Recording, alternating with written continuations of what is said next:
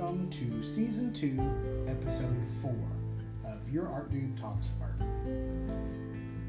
Today I want to talk about my earliest influences. All of my podcasts are intentionally short because I get bored listening to hour-long podcasts. I apologize in advance for reading a script and not sounding like I'm having a conversation with you, but if I don't follow a written script, I end up saying, way too much. The script for each episode is published on my Patreon page, patreon.com/yourart. Prior to each broadcast release, patrons get an early access to the script.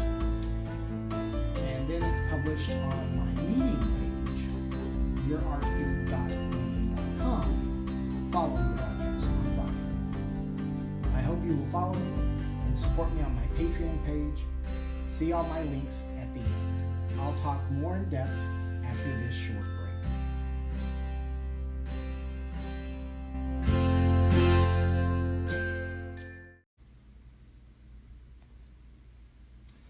Welcome back. Just a quick note about my social media pages. My Instagram account was hacked recently, so if you get a message because you were following me on my old page, ignore it and block them. My new Instagram page is instagram.com/official_yourartdude. Okay, I'm going to jump right in. Some of my earliest memories of influences are bands who were popular at the time. I was born, and as a side note, I am old. I was born in 1960, so therefore that qualifies me as a senior citizen. This was a dramatic time to be alive, as the baby boomers, born during and shortly after World War II, were becoming young adults and were rebelling against the cultural and political structures of the time. John F. Kennedy was President of the United States and was assassinated in 1963 when I was only 3 years old. 8 months later, the Beatles released their first film, A Hard Day's Night, in the summer of 1964, a month before my 4th birthday. I watched the film a few years later on television and was immediately captivated by their music. Little did I realize at the time that the Beatles had released their White album by the time I was enjoying their earlier sessions, so I was a little behind the curve due to my young age. The Beatles still have a strong influence on me and did so during these formative years. Around the same time, I was introduced to a new television show about a band who was struggling to become discovered and break into the music business. The television show and the band were the Monkees. Much can be discussed about how this band was created and put together, but the members consisted of 2 musicians and 2 actors who became musicians, and history bears out that the Monkees were a real band who had a significant influence on the music and culture of that time, which resonates to today. The Monkees had a huge influence on me during my preteen years. I still grow nostalgic when I hear the music of the Beatles and the Monkees because my memories of my youth are of an innocent time when life was simpler and slower. Kind of like a Buddhist-styled memory. I still like to watch the television shows on YouTube, as well as the films by both groups and the documentaries about the Monkees which aired on VH1. While I greatly admire these artists for their art, I am saddened, and to be honest, I get a little misty when I think about how many of the members of these 2 groups are no longer living, because it helps me to realize that I too have a limited amount of time in this life.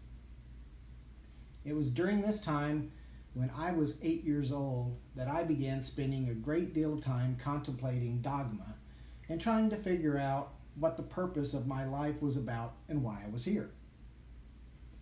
I know a lot of 8-year-olds don't spend time thinking about these things. They're thinking about baseball, Barbie dolls, and riding bikes, but my time was spent trying to figure it out. When I was giving this matter some lengthy thought, I spent that time alone, in isolation, simply walking around in nature where I can be alone with my thoughts. Anytime I see old photos of people from the past 150 years, I wonder about those people. I'm talking about people who weren't famous, photos which candidly captured a moment of their life. I am curious who they are and what their lives were like and what happened following that photo of them at that moment. If the photo isn't very old, I wonder if they are living. I wonder if their families and friends remember them very often and if they have fond memories of the times they shared. When I was 8 years old, I wanted to be remembered after I was no longer living, and I wanted to leave a "Glenn was here" stamp in time. I ultimately decided to devote my energy to creating art and sharing my art with others. I never sought approval or popularity from my art because I never considered my work being liked by others as important. It only matters if my audience feels something when they see my work. They may like it or they may hate it, but they feel anything, then I have succeeded and my art is successful. I sometimes now wonder if any of my artwork will survive long into the future, and I am curious about the impact my work will have in the future. Please follow me online, and I appreciate your support wherever and however you show your support. On Patreon, patreon.com/yourartdude, or through this podcast or this video podcast that I post on YouTube and Vimeo, or on Medium if you read the script on yourartdude.medium.com. But remember to check out my art store. It's store.yourartdude.com. I'm also on Facebook, Instagram, Twitter, and on Amazon. You can buy some of my early poems, which are available now in hardback. To all my art dudes and art dudettes, peace and love.